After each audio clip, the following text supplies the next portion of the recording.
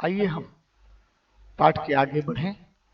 18वीं सदी के उत्तरार्ध में फ्रांसीसी समाज, जैसा कि फ्रांस के राजा की बातें हमने के विषय में जाना कि किस प्रकार जनता ने उसके किले को ढा दिया और अंततः राजा को फांसी दे दी गई।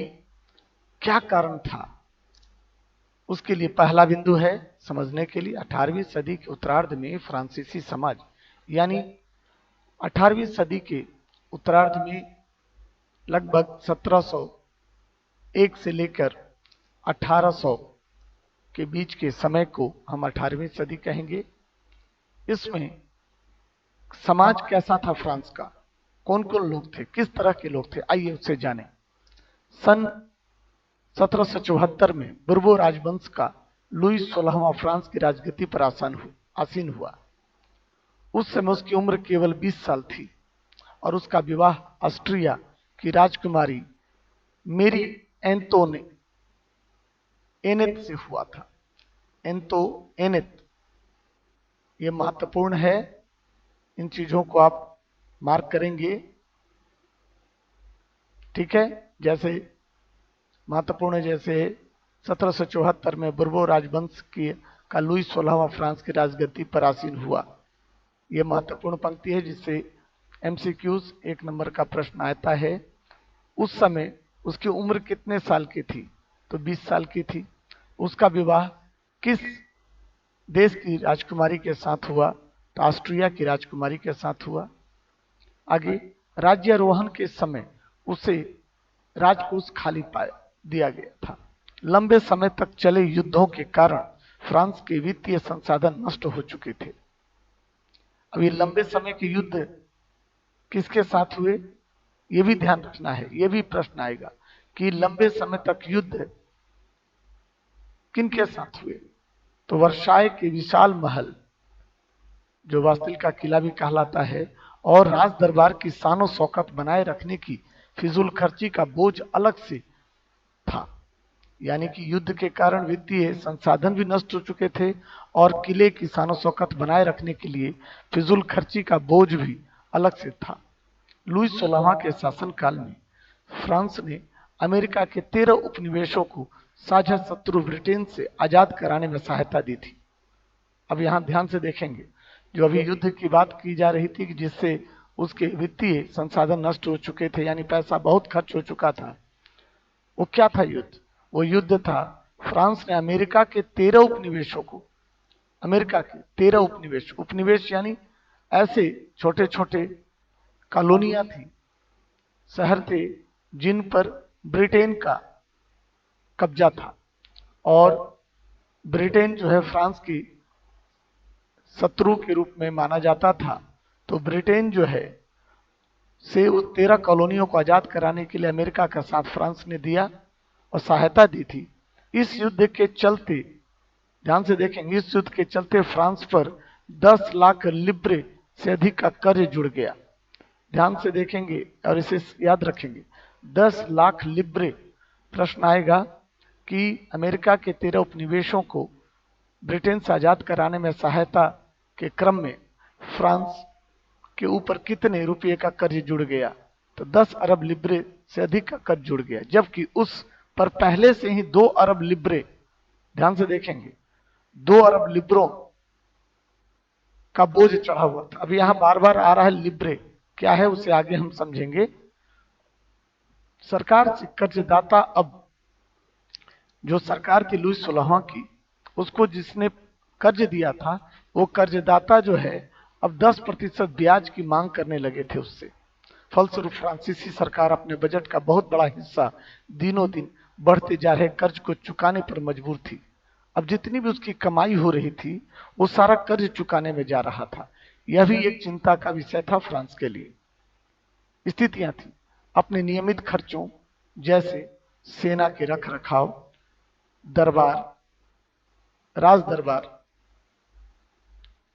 सरकारी कार्यालयों या विश्वविद्यालयों को चलाने के लिए फ्रांसीसी सरकार करों में वृद्धि के लिए बाध्य हो गई। यहां ध्यान देना है, करों में वृद्धि। करों में वृद्धि मतलब कर यानी टैक्स यानी पैसा, किसी कार्य के बदले सरकार उससे टैक्स लेती थी। वृद्धि के लिए बाध्य हो गई, पर यह कदम भी नाकाफी था। टैक्स लगाने के बाद भी उसके कर्ज चुकता नहीं हो रहे थे। याद रखिएगा, इस कहानी के इस महत्वपूर्ण हिस्से हैं। 18वीं सदी में फ्रांसीसी समाज 3 स्टेट्स में बटा था। यह भी महत्वपूर्ण है। प्रश्न आएगा, 18वीं सदी में फ्रांसीसी समाज कितने स्टेट्स में बटा था, और केवल तीसरे स्टेट्स के लोग जनसाधारण ही कर अदा करते थे। यहां ध्यान देने की बात है, कर अदा कौन करता था? 3 में से तो केवल एक स्टेट कर अदा करता था। वर्गों में विभाजित फ्रांसीसी समाज मध्यकालीन सामंती व्यवस्था का अंग था। ठीक है, 3 वर्ग थे, लेकिन उसमें विभाजित समाज मध्यकालीन सामंती व्यवस्था का एक अंग था। प्राचीन राजतंत्र पद का उपयोग सामान्यतः सन 1789 से पहले के फ्रांसीसी समाज एवं संस्थाओं के लिए होता था। ये सब महत्वपूर्ण पंक्तियां हैं, इनसे आपको एमसीक्यूज भी मिलेंगे। फ्रांसीसी समाज चित्र 2 में है। अभी यहाँ चित्र 2 है, इसका हम लोग अध्ययन करेंगे। उसको देखते हुए कि पूरी आबादी में लगभग 90% किसान थे। यहाँ देखें कि पहला स्टेट कौन था? तो पादरी वर्ग थे। पहले स्टेट में कौन थे? तो पादरी वर्ग। दूसरे स्टेट में कौन थे? कुलीन वर्ग। कुलीन वर्ग वो लोग कहलाते थे जिनके पास जमीनें थी, संपत्ति थी, और वो सामंत थे। एक तरह से कहा जाए जमींदार की तरह, उनके पास कई शक्तियां थी। तीसरे स्टेट जो सबसे महत्वपूर्ण स्टेट के रूप में है वो था, उसको हम देखते हैं तो ये है तीसरा स्टेट।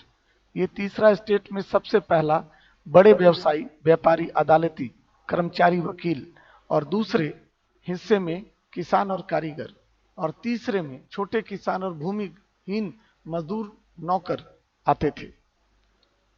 हम सब देखेंगे कि ये जो समाज का सबसे पिछड़ा हुआ तबका हुआ करता था। तो यहां पर महत्वपूर्ण है, जैसा कि अभी हमने देखा कि 3 स्टेट थे। 3 स्टेट में सबसे पहला प्रथम स्टेट क्या था? सबसे पहला प्रथम स्टेट पादरी वर्ग, दूसरा स्टेट कुलीन वर्ग, और तीसरा स्टेट में बड़े व्यवसायी और कई अन्य समाज के लोग थे।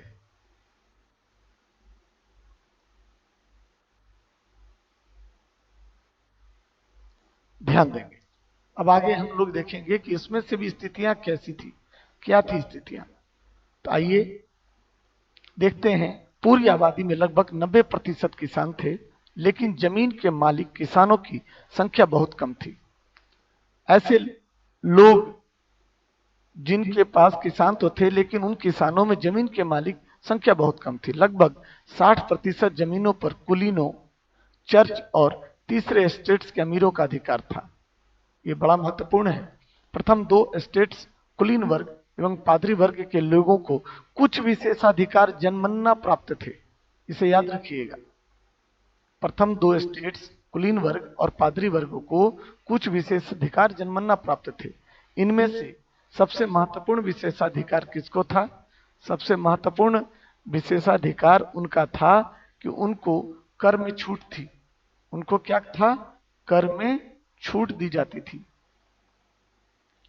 कि आपको कर चुकाने की आवश्यकता नहीं है। ये एक सबसे बड़ा उसको लाभ था, जो